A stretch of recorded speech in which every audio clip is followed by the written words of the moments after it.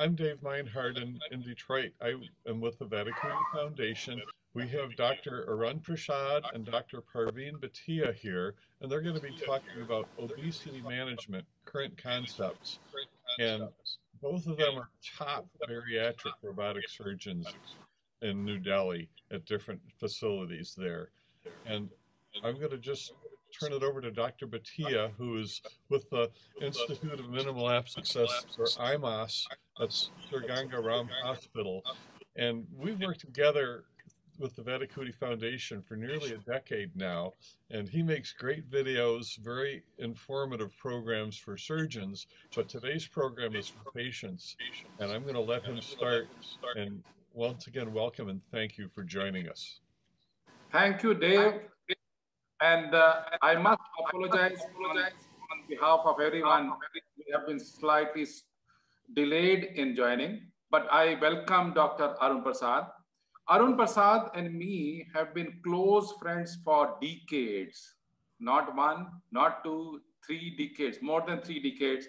We are from the same institution, Maulana Azad Medical College.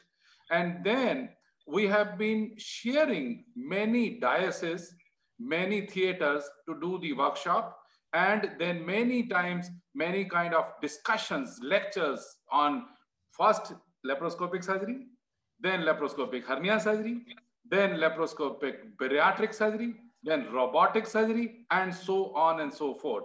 So I welcome Dr. Arun Prasad. At the moment, he is the senior consultant who practices general bariatric and robotic surgeon at one of the premier most institutions of New Delhi, India, that is Apollo Hospital.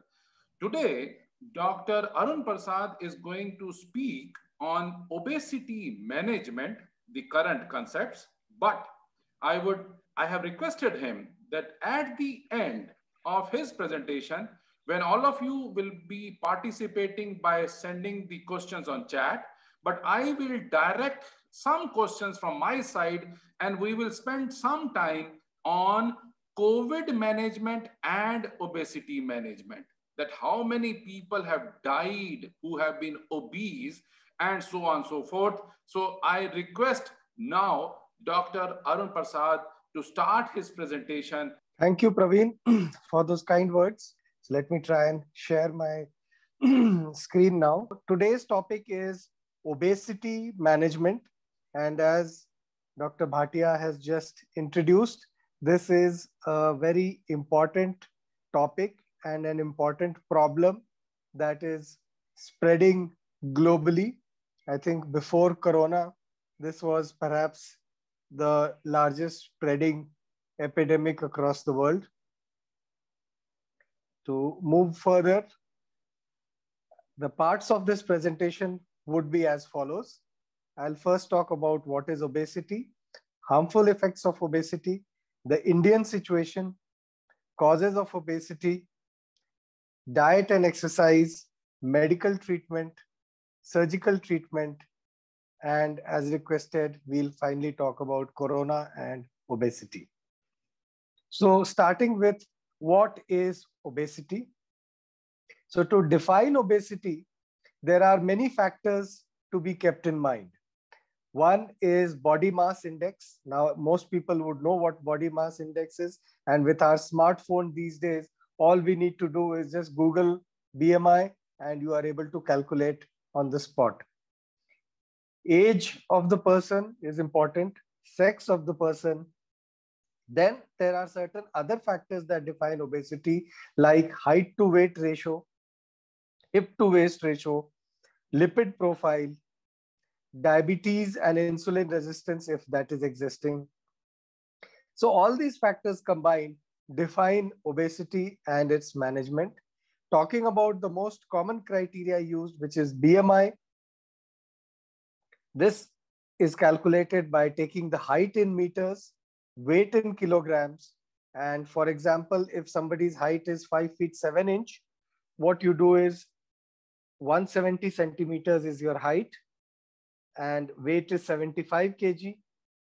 We calculate this by 75 divided by the square of 1.7. And simpler way, 75 divided by 1.7 and again divided by 1.7. And this brings us to our BMI. And as we just saw, I'll just go back one slide.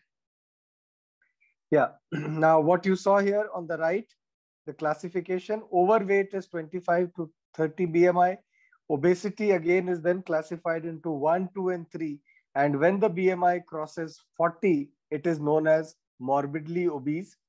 The Indian criteria is slightly lower, and it is 2.5 less than this WHO classification, which you are seeing on the right side.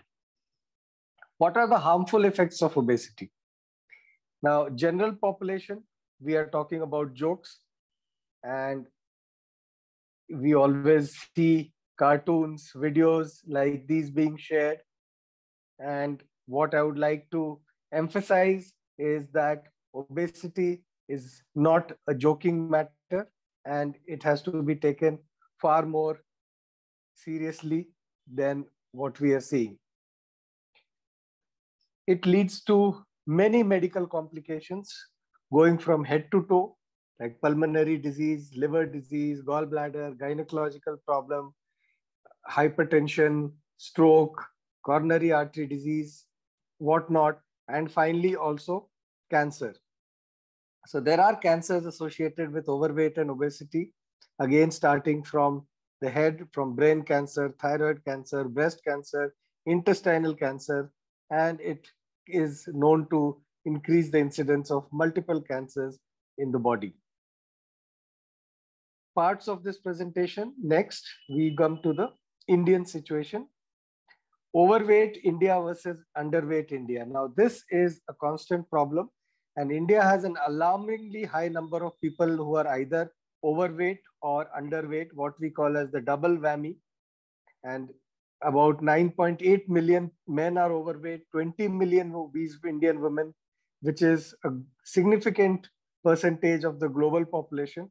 At the same time, over 100 million men and 100 million women are underweight, and India has the 40% of global underweight population also. So this is a big challenge to the Indian health system to simultaneously manage a large number of overweight while struggling to manage the underweight and the malnourished. This is a study by Indian Association of Pediatrics in children, which showed how the obesity and overweight, if you combine that, is about 60% compared to 40% normal. This is in the urban schools.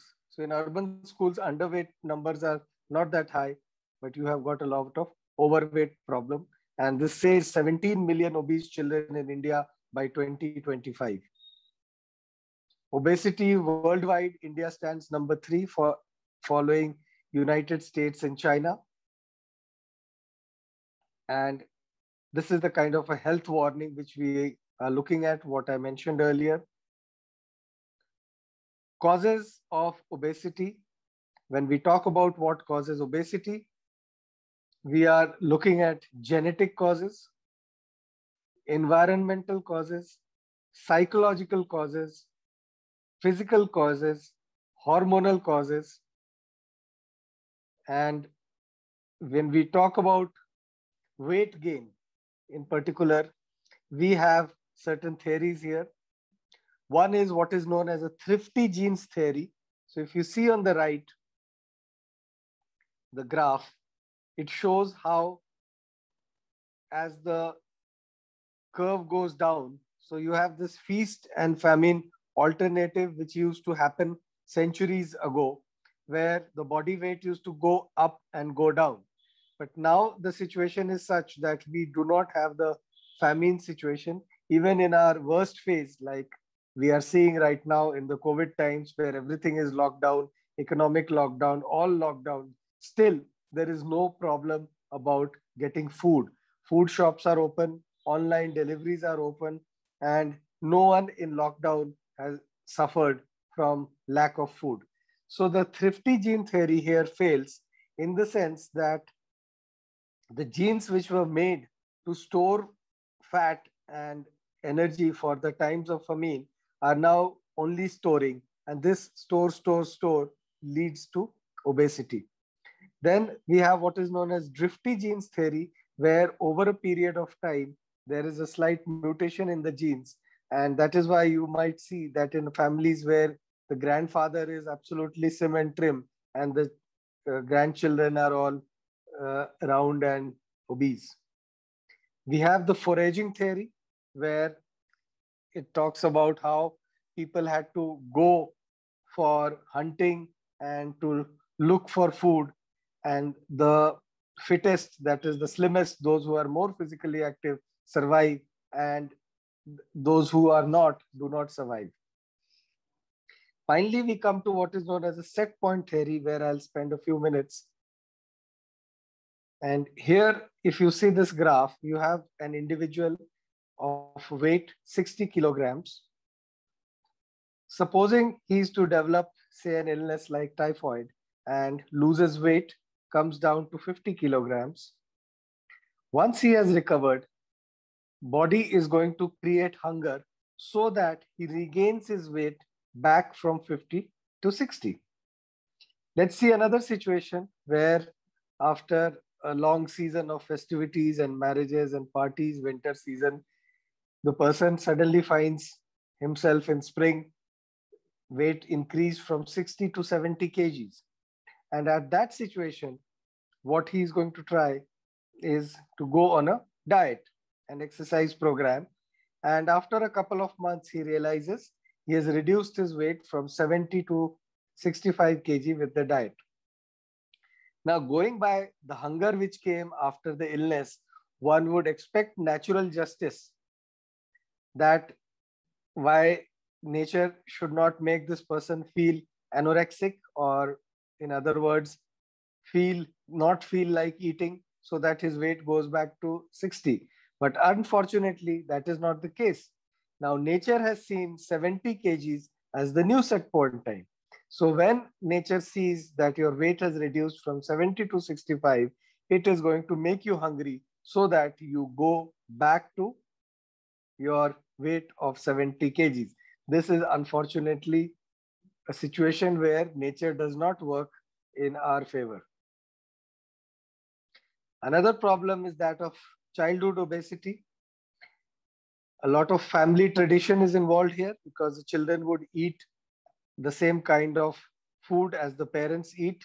And there is this famous joke that does obesity run in your family?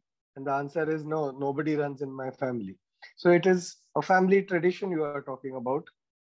Then in India, what happens is that when the child grows to teenage, say the age of 13 or 14, the growing years, at that time, suddenly it also becomes the tuition years, because the child has to look at admissions after 10th and 12th to professional colleges and etc.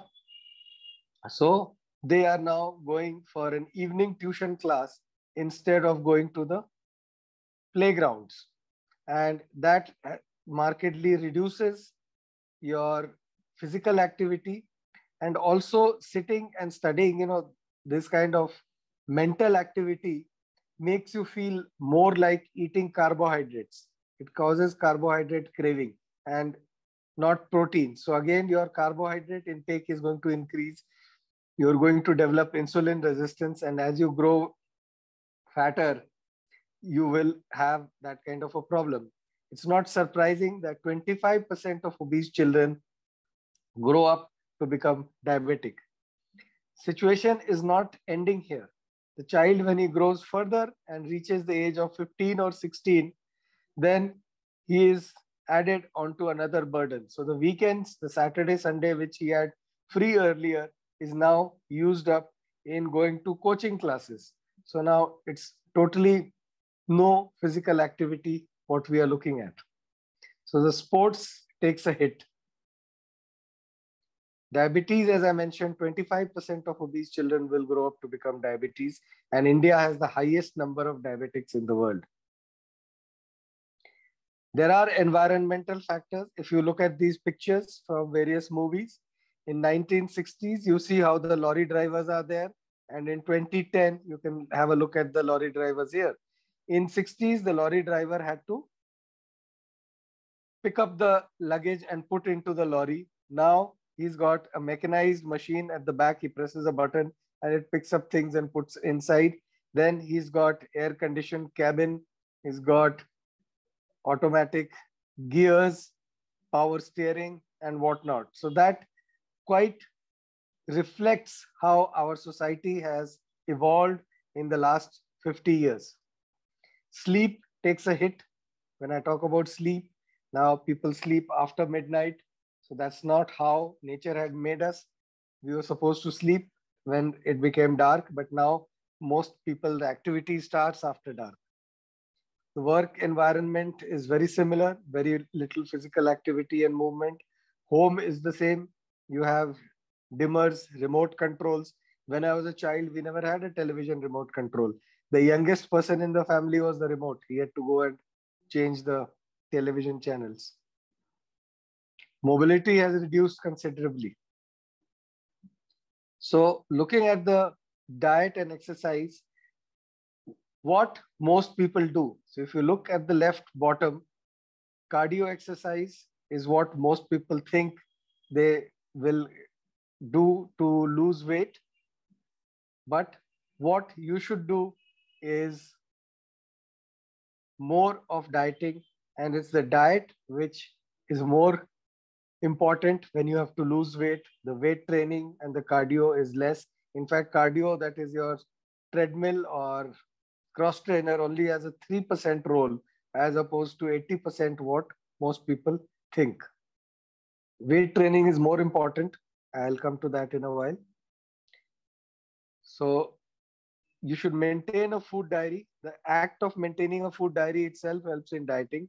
There are lots of free apps which are available. You can have it on the phone and enter everything so that one extra cookie you ate should also be entered. And once you make a weekly plan that, okay, coming week, this is how I'm going to diet, that helps a lot. So just a self audit helps a lot in diet without much need of external input. When we talk about physical activity, it's important to have physical activity daily, minimum of half an hour. And when I talk about physical activity, it's not just walking from bedroom to kitchen or climbing stairs at your office. It has to be a dedicated half an hour physical activity where you feel breathless and you sweat. Weight training or resistance exercise is very crucial, because if you don't do that, what will happen? Body will think that it needs to help you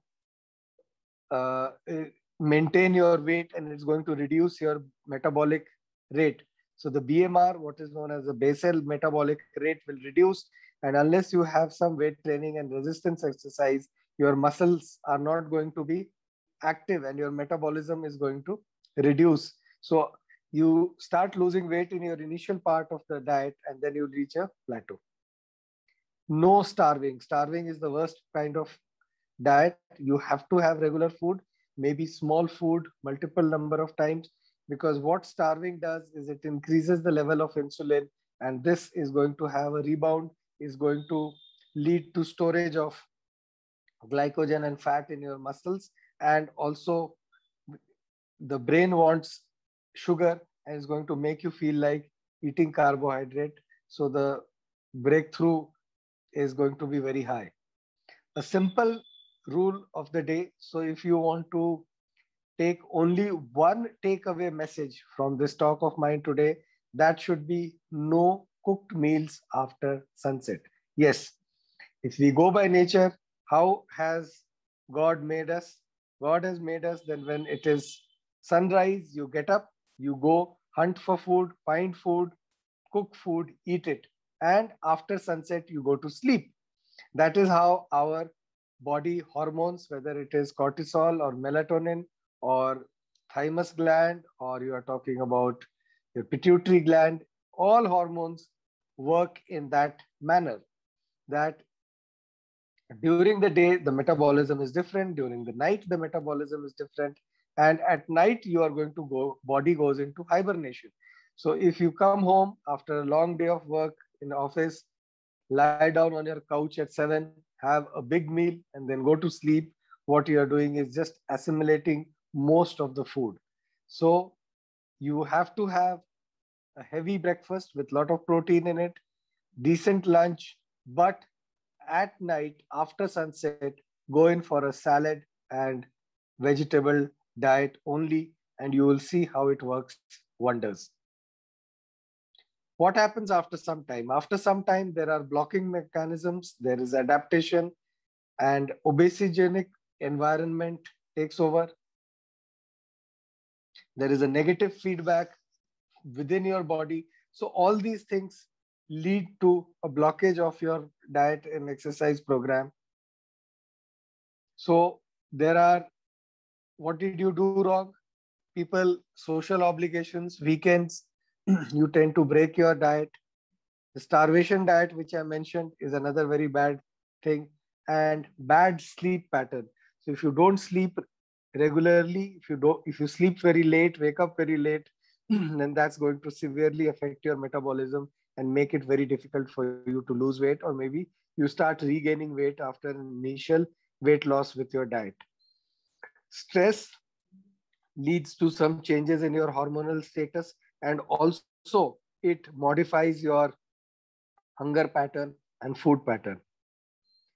Sugar and protein. Now we come to this important topic again. Please spend a minute looking at this slide. This is an important slide, and I'm going to take a couple of minutes here. What you are seeing on the left, there is a pink line and there is a yellow line. So the pink line represents blood glucose level. So this graph, after taking food, if you see the pink line goes up in about 45 minutes, that means your blood glucose level has gone up. We are looking at number 1. Then it comes down at around 80 minutes and further down at 135 minutes. So that is how your blood glucose level has moved. Along with that, if you see your insulin level in number 1, it follows the blood glucose level. So as the blood glucose level goes up, your insulin level goes up, which causes metabolism of the glucose, and it comes down to the bottom. But what happens in number 2? In the number 2 situation, what has happened, if you see, your blood glucose level has gone up, but the insulin level has not gone up that much. And number 2 has taken much longer for the glucose levels to come down, and your insulin level, as I mentioned, has not gone up that high. So this is the difference in the kind of food which we are eating. So type 1 food is food with high glycemic index, where the sugar level and the insulin level goes up rapidly and comes down rapidly, and in about 80 to 100 minutes, you are hungry again. The low glycemic index food, the sugar level goes up slowly. The insulin level does not go up that much, which is great because higher insulin levels lead to deposition of fat, and it also leads to slowing down of metabolism in the terms of breaking down of glycogen from your liver, etc. It's not very difficult to find out the kind of glycemic index that your food has. Again, we are all now connected online all the time. So you just pick up a food, type in its glycemic index, and you can see things like white bread, how it has a high glycemic index, and the low glycemic index is the green stuff there with a medium glycemic index. So it's very important that the carbohydrates you have has a very high content of low glycemic index. So I'm not saying have a low carb diet or a zero carb diet, because a zero carb diet is something that cannot be sustained for too long. In a few months, you are going to get fed up with this and you are going to go back into your original diet. So what is important, yes, have carbs, but have more of low glycemic index and less of high glycemic index. I hope I was able to explain this slide. I tried to simplify it as much as possible before moving on to next. Now, these are the kind of advertisements which we see. Do more with meals, do more with McCain. And now you can see how a good mother, if you see the right bottom, has made this kind of breakfast, lunch, snack time, and dinner. Now, what you see, the models on the right bottom are totally wrong, because if you have these kind of food which you are seeing on the right, on the left, you are going to actually have very different kind of models, all obese and entirely obese family with diabetes, hypertension, and other problems. The advertisements are very clever. These days, we've got cricket McCain matches going smiles. on, and after every over, after every 3 minutes, you see these kind of ads. After seeing this ad 5 times, what am I going to feel like doing? I'm going to feel like having something which has high calorie and high carbohydrate. बाहर से मंगवाया नहीं freezer से Look at that. Brilliant ad. इसे भी download क्यों नहीं कर लेते? वही तो कर रहे In हैं fact, I'm पापा feeling hungry looking at this ad. Starting at rupees 25 only.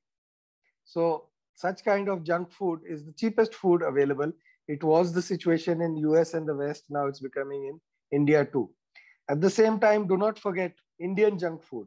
What you see on the left top is what is known as samosa, 350 calories. It will take you 45 minutes on the treadmill just to burn one of them, but it will take you 5 minutes to finish this entire plate. Then we have a drink known as lassi. Like this is like sweetened yogurt. This was great in the olden days where people used to work on the fields for hours and hours, and it was considered a health drink. But now it is if you have lots of it, it's just going to go in to your body. In fact, a glass of Coke has 150 calories, whereas a glass of lassi, which is considered a health drink, is 225 calories. In India, mothers will tell kids, come on, keep drinking lassi, it's good for your health. So, brief recap, good amounts of proteins, very important. Low glycemic, non-starchy carbohydrates like fruit, salad, beans. Healthy fat like vegetable fats, eggs, chicken, and fish. Good sleep, early to bed, early to rise, what we used to hear as children. No food from 3 hours before going to sleep. Most calories after sunset goes into storage. Physical activity to counter the fall in metabolic rate that all diets induce. Then we move on to the medical treatment. So when we are talking about the medical treatment, there are some commonly prescribed weight loss agents like Orlistat, sibutramine, and many other drugs these days. But these are temporary and they can lead to 6 to 10% of weight loss after 1 year. But once you stop that, the weight will come back again. Then talking about surgical treatment, we have what is known as bariatric endoscopy. On the left, you are seeing this animation, a gastric balloon, which is going into the stomach and filling up. This stays on for a year or so. It leads to change in dietary habits. And after 1 year, when we remove the balloon, we hope that the changed dietary habit which you've had over the last 1 year, you are able to maintain that. On the right, what you see is what is known as endoscopic sleeve gastroplasty. Here, what you see I am doing is stitching the stomach through an endoscope. Now that's the endoscope going inside the stomach. And like a sewing machine, we are stitching the walls of the stomach together to reduce the stomach capacity like that. So this is kind of a bariatric surgery done by endoscopy, known as endoscopic sleeve gastroplasty.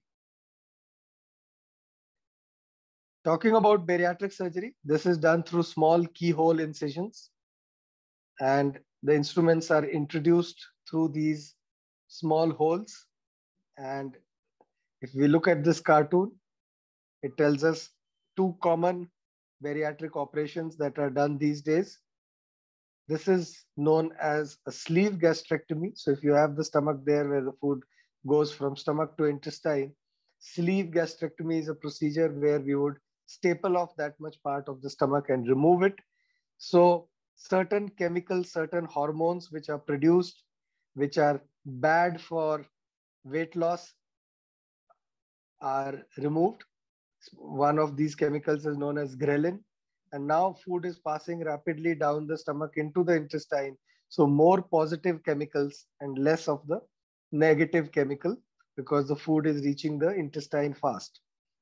Another surgery is that of a gastric bypass. This leads to a higher weight loss and also better resolution of diabetes. Here, what we are doing is we are taking this part of small intestine and connecting it to the small stomach pouch which we have created. And this now is going to lead to the food passing directly from the mouth into the intestine and the juices going down through a separate path. So this is known as a gastric bypass operation. These are the two common bariatric surgeries that are done. These days, technology has helped us to treat what we call as super obese. So a patient like this who is 250 kilograms, which is say close to 600 pounds or so. This is known as docking of the robot, where a robot is connected to these instruments, which we are looking at in the cartoon. And I sit at a robotic console like a Xbox or a PS3. And I'm able to control the movement of the instruments and stitching. And this is a gastric bypass operation, which you see. That's the patient in the recovery bay, shifted to the room an hour later, walking to the toilet 6 hours after surgery. So if we look at him, in 1 year, he lost 121 kgs. Blood sugar came back to normal. No obstructive sleep apnea anymore. He sent me some pictures. These are his jeans, which he used to make customized. He was very fond of his jeans. So there he is wearing the same jeans a year later. And 2 years later, when he comes to visit us, that's him there. We have many other people who have benefited. And it's not just the looks. We also talk about improvement in medical condition like diabetes, blood pressure. She wanted to be a model and she has become one now. Another patient who's actually my schoolmate. So visited her house after a couple of years. Yet another. So we talk about one of these surgeries, which is known as one anastomostic gastric bypass. And I've had the honor to have done the first one in the world, got the world's largest series with a very good weight loss after 1 year. Coming to the last part of the presentation, corona and obesity. Obese are more susceptible to corona, and that's because of the presence of a low-grade inflammation, which is there in their blood cells, also in their respiratory lining, which makes it easy for the corona to enter through the increased number of ACE2 receptors which are there. The immune response and the IL-6 levels are much higher, which can lead to a lot of complications. Respiratory compromise, both from the severity of the corona disease, as well as the fact that the obese already have a compromised breathing system.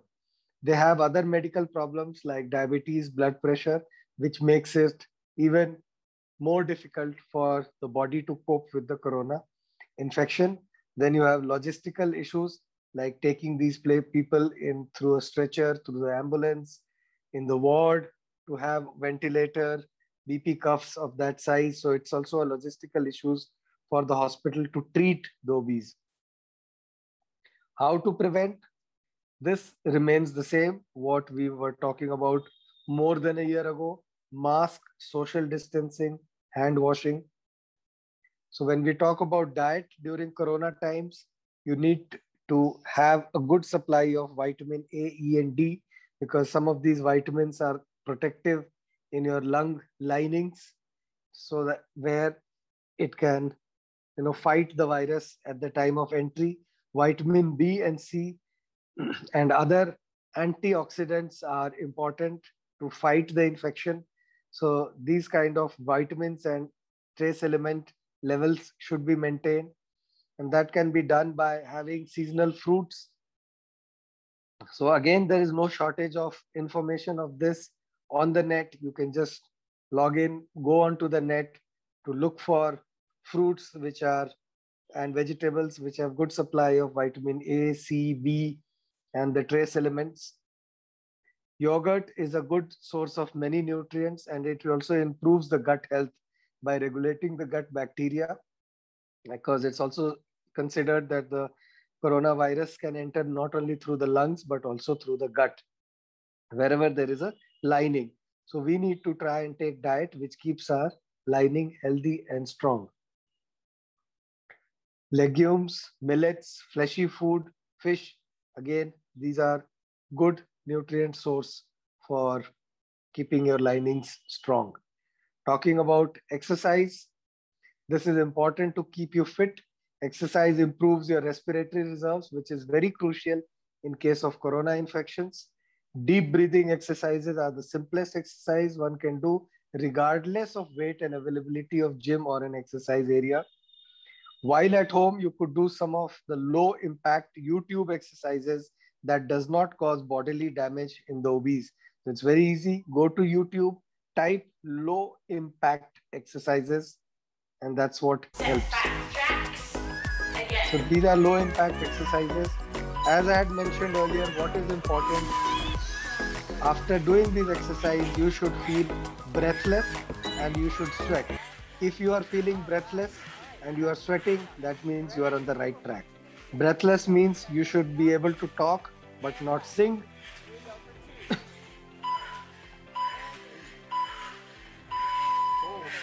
So many such low impact exercises are available, and it's easy to do it even sitting at home. So no excuses for that. Get an exercise cycle at home. So to summarize, obesity is a disease that reduces life and leads to other diseases. We are looking at lifestyle modifications. Prevent obesity is most important by diet and physical activity, as you see on the right. Then comes pharmacotherapy. And finally, the last is surgery for extreme cases. With that, I come to end of my presentation. That's my team at Indraprastha Apollo Hospitals. We've got a obesity and weight management clinic here. Thank you very much for your attention. I'm going to now stop sharing the screen so that we can have questions and answers. So over to you, Dr. Praveen Bhatia. Thank you very much, Dr. Arun Prasad, for a wonderful presentation. I would say that wisdom lies in simplification. Most of us know that it is very, very easy to complicate the presentation and then look as if I am doing the world's best surgery or best presentation, but ultimately the message is not clear. I must appreciate the way you have started taking the BMI and then touched upon the various aspects of obesity in an absolute simplified manner. And it has, I think it has been able to make a lot of impact. I was much impressed when you were talking about the sugar. Sugar is the ultimate killer. very nicely presented. Glycemic index, I think the presentation, the graph which you demonstrated and you spent time on telling about the high glycemic index and low glycemic index, that definitely has lot of impact. And we would urge our audience that they should ask a number of questions also, and then be net savvy to find out that what is the glycemic index of the food which we are taking day in and day out. And you had rightly stressed on take half of the meal at the time of the meal and no meals in between the meals. Take more protein, protein, protein, protein. Yes, not zero carbs, but less of carbs and less or no fat. That is the ultimate.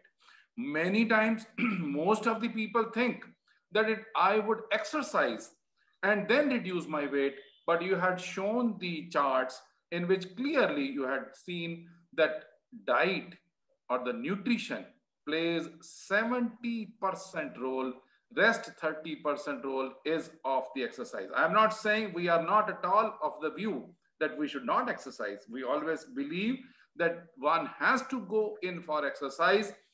45 minutes a day one has to spend on exercise. And then again, the catch is that if you carry on exercising the similar exercise every day, definitely it is not going to help much. So one has to go in for weight training, for cardio, for swimming, cycling is the best exercise, gymming, and so on and so forth, so that you can carry on varying your exercises, varying, then only the results are going to come. And I think you had touched beautifully on the young obesity. It means it runs in the families. So one has to be cautious about the snacking. But I would just place one word, and that is shed before you wed. Shed before you wed means that we have to be cautious right from the beginning that yes, health is the important aspect. And there should not be, you should not be suffering from excusitis. Most of the times, most of the people are having, yes, definitely I have worked so hard, so I should today eat as much as possible. And maybe I will start exercise maybe tomorrow, not today. So I think one has to come out of that comfort zone, and one should not believe on making excuses for my own self. So this is called as excusitis. And as in last 1.5 years, all of us have seen it is a pandemic. Obesity was a pandemic, and now the corona is a pandemic. So if both the pandemics have clubbed together, you can see the aftermath. I was discussing with Dave before Dr. Arun Prasad joined that can you imagine throughout the world, if one finds out that what is the cause of most common cause of death because of COVID infection, it has been the 78% of the people who have died were obese. And if you add on to the comorbidities, 13% patients or people had hypertension and 13% had diabetes. So our message today, he has given the message, Dr. Arun Prasad has given a message in absolutely simplified manner that please follow the diet, follow the exercise, take care of your health first. If we are not taking care of our health first, we will not be able to treat people or get the best out of anybody's health. So we should be afraid of that if we are not exercising, if we are having obesity, if we are on the trend of obesity, that will lead on to more hospitals. 78% have died of obesity. The incidence of hospitalization increases if these comorbidities or obesity are there. So one has to be very, very cautious that we should not be landing ourselves into hospitals. Now, I would request you that if Yeah. there are any present. There are some questions there. So I've got them open. So Sure. let me try and answer, and you could also comment on that. The first one is by Henry. Yeah. And it says, is there a study that correlates obesity with COVID? The answer is yes. There are many studies, including a study which I had done at my hospital.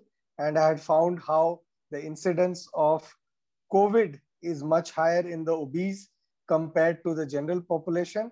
And at the same time, 80% of the deaths which I had in my hospital due to COVID were people who were obese. Then the next question is, why not people affected from lack of food, especially in developing countries? Now, that is a very tricky question. Nobody has the answer why the incidence is low. At the same time, we are not sure whether the incidence is actually low or whether these people are going undetected, because the testing and picking up of cases also is a problem in these areas. So there is no answer to that. I don't have any answer. Praveen, you want to make any comment on this about lower incidence in developing countries? I don't think it's true, but what do you say? No, honestly, I feel that there is no low incidence of morbidity and mortality, especially related to COVID and obesity. All of us are seeing the surge today in India. But basic thoughts are that if the person is obese, if the person is having a lot of adipose tissue, the virus has the propensity to remain into the fatty tissue because of the receptors. All of us know the receptors. Yes. And these receptors, ultimately, these virus, when they are present in the adipose tissue, they ultimately attack the lungs, they attack the heart muscle, and that leads to cascade of events, and that causes morbidity and mortality. So our aim should be that please do not let the virus invade the receptors and the adipose tissue and remain there for a long time, have a more viral load and more chances of infecting the lungs and the heart. So take care of that adipose tissue. True. The next question is, can you explain the last theory a bit more by end of presentation? I think he meant the theory about the glycemic index of food. So I would like to simplify it very simply speaking.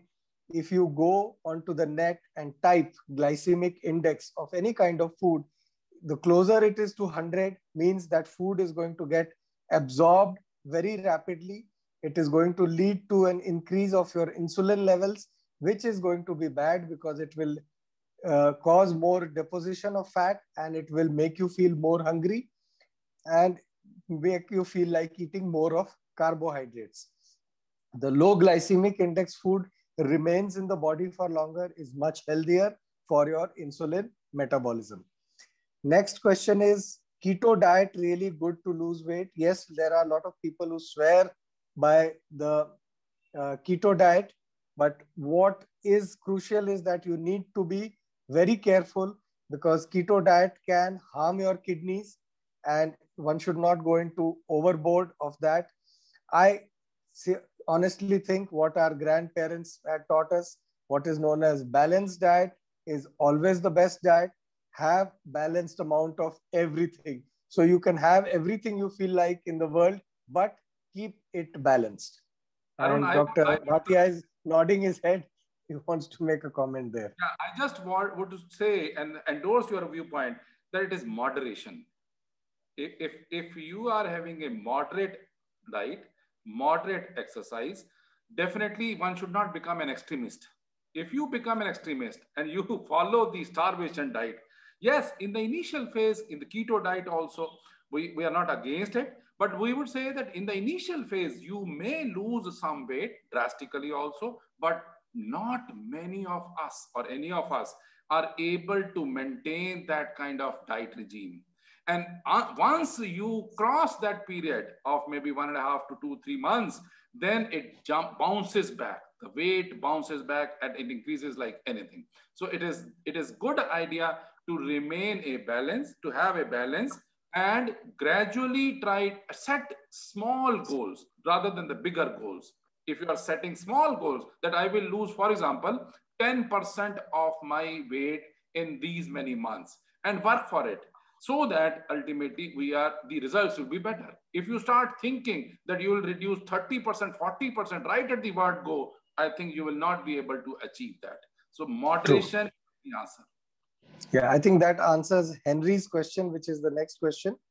And we move on to Dr. Arif, who asks, diabetic patients taking bread, it will increase obesity. Yes, it is quite right. Bread can increase obesity, but as Dr. Bhatia said, that if taken in moderation, it should not.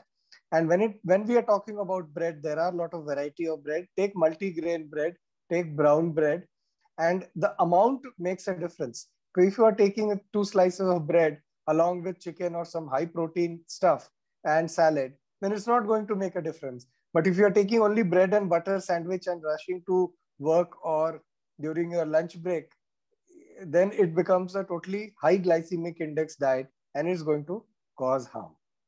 Arun, I would say in this manner that ultimately it is a mind game. It is all a mindset. Obesity is a it is a brain disease rather than a stomach disease. I would put it this way, that if you are feeling hungry, then please do not depend on the carbs, depend on the proteins. Start taking proteins. And once you have taken good amount of protein, and still if you are having some hunger pains, then you can have some carbs, but it should not be the major portion of your diet. So you have to train your mindset in such a manner that it is protein, protein, protein, less of carb, carb, carb, no of fat, fat, fat, and exercise a lot. True. I fully agree with you there. Next question, does weight loss pills and food supplement help lose fat and kill obesity? I mentioned that very briefly. So that's a question from Emma. Yes, it does initially, and we do use weight loss pills for a temporary control of weight for somebody who's going to undergo some procedure like a transplant or a knee surgery. But eventually, all these medications have their side effects. They have what is known as tachyphylaxis, which means the body is going to get used to this because these chemicals are artificial chemicals. They are coming from outside. They are not what is produced in your body. That is why, I mentioned about bariatric surgery. The weight loss by bariatric surgery is the most long lasting because it leads to endogenous production of these chemicals. So the same chemicals which you're taking by pills are actually produced by your own body. And when it is produced by your own body, it works better. It does not have any side effects because it is your own chemical, and it gives a much longer and healthier weight loss. So that's about the weight loss pills. Arun, I would put it this way, a piece of caution to our audience, that pills had come, lot many drugs were there, lot many drugs were taken by the patients, and lot of side effects. Can you imagine the side effects of the tune of suicidal tendencies were also reported, and many drugs have been withdrawn from the market. So I would definitely question if somebody is taking these kind of pills day in and day out. Please check with your physician that they are going to have side effects, and that can be more killing than your obesity. So please have that caution that these drugs had come, these have been withdrawn. You should not carry on taking those drugs and having the long-term side effects. Next question is that from Fritzy, how to prevent obesity in kids? Now, this is a very emotional topic for me.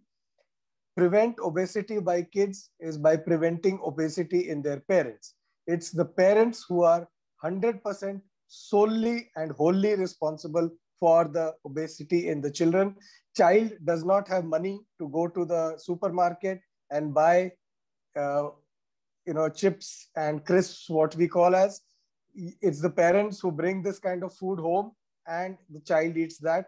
The physical activity that the child does is what he sees from his parents. So it's totally a household activity, and parents are 100% responsible. It is like, a child having a road traffic accident driving a car. He's not the one who got the car home. So the Ferrari which he banged up in the crash is something that was brought by the parents, and the keys were given to the child. So that is most crucial. Then, in fact, children are by nature going to go for healthier diet. So a child, when he gets older, on the net or on his smartphone, he checks what is healthy for him. No child will ever check what are the unhealthy diets available in this world so that I can eat. So children have natural tendency. They come home that, teacher told us this, wear your seat belt, eat this, don't do this, throw the trash in the trash can. So children are always positive, and the negative attitude always comes from the parents. So I blame the parents solely if there is a obese child in the family. Dr. Bhatia, your views? Yeah, I would say that ultimately the obesity lies in the kitchen. If mother is trained well to cook high protein diet, as we mentioned, and then by example, she sets in that this much of portion has to be taken, and we have to be cautious about the nutrition and then the exercise, that is going to make a difference in whole of the family. So train the woman first, and whole of the family will ultimately remain non-obese. Thank you. Next question is it okay to practice intermittent fasting? The answer is actually no, because if you can do intermittent fasting, you can also go into a regular diet. Because intermittent fasting, what it does, it leads to surge of insulin. So your insulin goes up, goes down, goes up, goes down. And this insulin, eventually this going up, down is going to lead to what is known as insulin resistance. So your insulin in the body will not work as well as it was originally doing. So when there is insulin resistance, the body tries to produce more insulin. And eventually your pancreas is going to run out and you will become diabetic and obese. So intermittent fasting, for a short while, maybe yes, but it's not something that you can maintain for life, and it's not something we would advise continuously. For this, I would always say next question. Yes, yeah, Arun, just a sec. Resist the temptation. Yeah, please. Resist the temptation. It is a mind game. It is a mindset. So if we are able to resist the temptation of overeating or change in the diets, definitely it is going to help. And as has been beautifully demonstrated by Arun about the glycemic index, so one has to be cautious and one has to resist the temptation. Then only insulin will follow what we want him or her or insulin to be followed. Okay, the next question is, obesity affect person's sex life? Yes, it does affect person's sex life in various manners. One is that you may not look attractive to the opposite sex. Second is that obesity does cause, diabetes, and also affect your blood supply, the vasculature. So the blood supply to your sexual organs, also the desire to have sex, then to, have, problems like erectile dysfunction is much more common in obese. So it does cause problems of to the sex life. Then the stamina of sex might change as well. So it has multiple actions, and yes, it does affect sex life. Dr. Bhatia, I would like to add to that. Yeah, in this sense, for example, in females, all of us know that the obese people have polycystic ovarian disease, and polycystic ovarian disease patients have the obesity. So what I mean to say, ultimately, if the patient is obese, polycystic ovarian disease, then the hormonal changes are occurring so much that they have a decrease in drive also, or efficiency also. Once they go in for surgery, once they go in for weight reduction, definitely the sex life improves, the polycystic ovarian disease improves, and ultimately they become fertile. If they are, for example, if they are having a backlog in their mind that because their obesity is there, they are going to be infertile for a long time, definitely the sex life will be changed. So if the surgery is done, obesity is taken care of, polycystic disease is taken care of, hormones change, and that leads to better sex life after the weight loss, after the surgery. The last question here is, I have undergone liposuction. Can we repeat it? Now, the answer is yes, liposuction can be repeated, but I would like to understand a little bit more about the liposuction you may have had.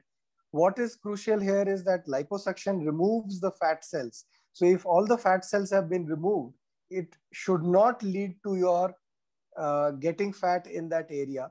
So you need to be sure that, we are talking about localized deposition of fat and not obesity.